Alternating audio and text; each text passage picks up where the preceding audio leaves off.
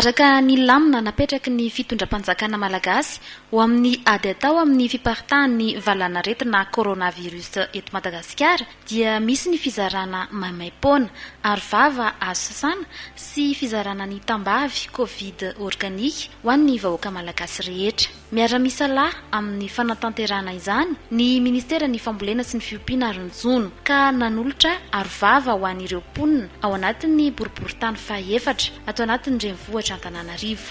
Misy ny toerana fizarana maro anaovana izany nanomboka ny alarobia 20 aprily 2024. Ny Ministeran'ny Fambolena sy Fiompiana Aronjono zany dia tonga eto amin'ny 4e arrondissement fahaizana faha-efatra andray anjara amin'ny fizarana ny cache-bouche sy ny Covid organique amin'ny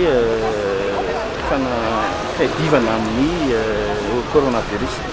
Anjaran'ny MAEP zany agriculture élevage et pêche no mizara mandray anjara amin'izay fizarana zay eto amin'ny 4e arrondissement. Eto zany fika zao eto ampitan-tsena eto voaja ny ray metatra milamina tsara ny olona, faly ny olona misotro an'ilay satria fahasalamana no tsojofa.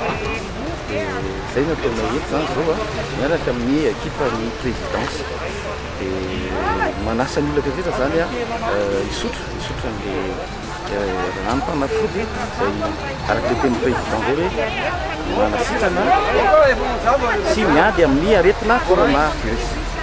Amin'ny ankapobeny dia nizotra tampilaminan ny fizarana arovava isaky ny toeram-pizarana maromaro tao anatin'izay boriboritany faha-efatra izay. Hita taratra ihany koa fa niezaka ny rehetra amin'ny fanarahana ny fepetra sy ny lamina. Ery lehibe ho an'ny vahoaka malagasy ny fandraisana andraikitra nentiny ny fitondram-panjakana ary velom-panantenana izy ireo amin'ny fandresena an'ity valanaretina Covid. Ny laharako eto dia averiko aminao fa aleoko misoroka izay misabo.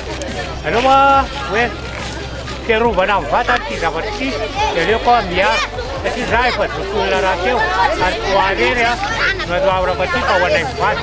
Tena voalohany indrindra amin'izao fizarana maimaimpoana zao dia sitraka eto matory ny zavatra atao io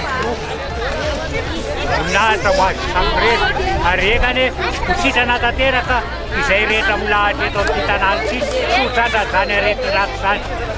Lahatra nyity tambavy meny tandafanjakana ity zay atronaly efa misotro ary le izy aminahy aloha tena hitako hoe mety amiko satria za zao alina tena ara-dalàna amiko tsara somaraindray zany dia tsaratsara automatique zany amiko tena mety amiko le misotra betsaka fizarana misotra amin'ny président satria président Andravela fa za tena makasitaka maimaimpoana koa amin'ny zay le zavatra dia misotra azy.